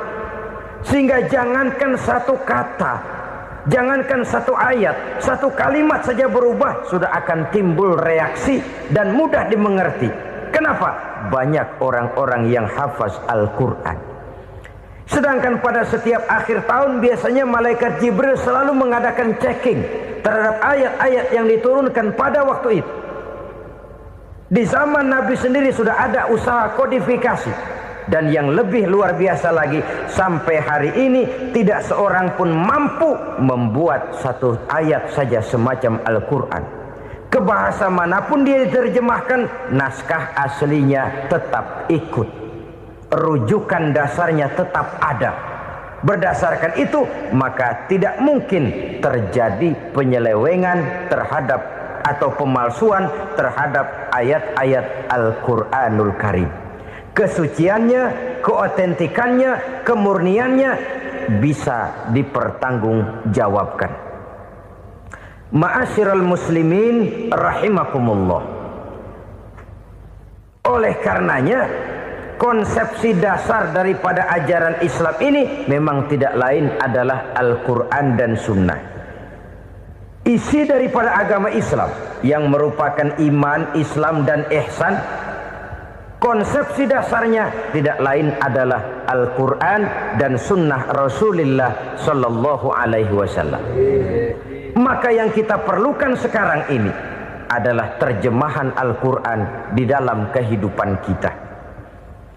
Dengan demikian, maka gaya kehidupan yang lebih Qurani itulah yang kita dambakan. Kita perlu memang terjemahan Quran dalam bahasa Inggris, dalam bahasa Belanda, dalam bahasa Jepang, tapi yang lebih kita perlukan adalah terjemahan Quran di dalam kehidupan kita. Konsekuen, tidak memanipulasi, ringan sama kita jinjing, berat sama kita pikul. Jangan kalau lempengan ayat Quran tuh kira-kira enak diamalin, keras teriakan kita. Giliran kira-kira ayat Quran itu mukul kepala kita sendiri, diam kita. Itu ciri yang pernah disindir Allah dalam awal-awal Baqarah juga. Ciri beragamanya orang yang munafik. Kullama adha'a lahum masyawfih, kata Allah. Wa iza azlama alaihim qamu. Apabila terang mereka jalan, apabila gelap mereka berhenti. Artinya, kalau kira-kira di Islam nguntungin, rame-rame pada teriak Islam. Tapi ketika diminta untuk berjuang, ketika dituntut untuk berkorban, rame-rame mengundurkan diri. Nasib agama tidak ubahnya seperti daun pisang yang dikait orang di tepi jalan lantaran tak berpayung di ketika hari hujan. Manakala hujan usailah sudah, daun itu pun dicampakkan di tepi jalan, diinjak pula orang nan lalu. Artinya, orang menjadikan agama cuma sebagai lipstick, decoration only, tidak konsekuen. Hanya pada saat-saat kelihatannya Islam membawa keuntungan, rame-rame orang teriak-teriak tentang Islam.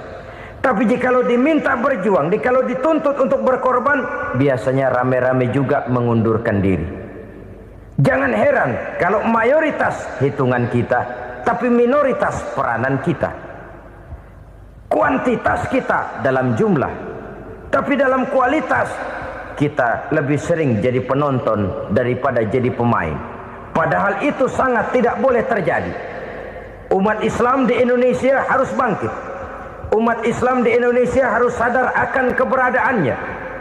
Tidak boleh hanya jadi penonton berpangku tangan, karena memang agama kita juga mengajarkan untuk konsekuen di dalam menjabarkan ajaran-ajaran daripada agama kita. Kita sering jatuh menjadi umat yang lemah oleh karena kita ini tidak pandai menggalang kebersamaan yang diakibatkan tidak konsekuennya kita. Diistilahkan bahwa umat Islam di dalam menggalang kebersamaannya itu harus seperti orang main sepak bola. Saudara-saudara kan tahu orang main sepak bola itu. Orang main sepak bola, kalau pertandingan belum dimulai sih silakan saja kumpul di luar lapangan, atur strategi yang baik. Tapi kalau pertandingan sudah dimulai, turun ke lapangan hijau, jangan kumpul terus. Ada sepak bola gotong royong, mundur rame-rame, depan ke depan kumpul melulu mainnya. Kalah. Orang main sepak bola itu ya harus ada penyerang tengah, harus ada penjaga gawang, harus ada strikernya, harus ada kiri luarnya, kanan dalamnya yang jadi backnya. Posisi boleh bermacam-macam, tapi yang penting saling ngoper untuk menggolkan gawang lawan. Begitulah umat Islam ini. Boleh ada yang jadi pejabat, boleh ada yang jadi pengusaha, boleh ada yang jadi petani, silakan ada yang jadi seniman, ada yang jadi penyair, ada yang jadi artis sekalipun. Tapi kalau sudah berhasil menguasai bola, jangan lupa operannya. Operan itu yang langka. Kita ini muslim kadang-kadang kalau sudah memegang menguasai bola, kalau belum mau mampus, belum mau ngoper.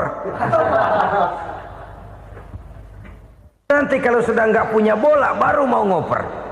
Kalau sudah dengar-dengar mau dekat pensiun, baru mau jihad, baru mau berjuang, baru mau ngurus pesantren. Tanda tangan sudah tidak laku, memo sudah tidak dihargai, baru mau berjuang. Kemarin kemana mas? Kita tidak pandai memanfaatkan posisi. Dengan kata lain, kalau kembali kepada persoalan kita, konsekuensi kita terhadap agama yang kita anut ini belum ideal. Kita masih lebih sering berislam ini pada saat-saat yang menurut perhitungan kita membawa keuntungan. Tapi kalau diminta berjuang, dituntut berkorban, yang itu pun hakikatnya adalah untuk kepentingan kita juga. Allah tidak pernah menuntut kita untuk jihad bagi kepentingan Allah, itu tidak.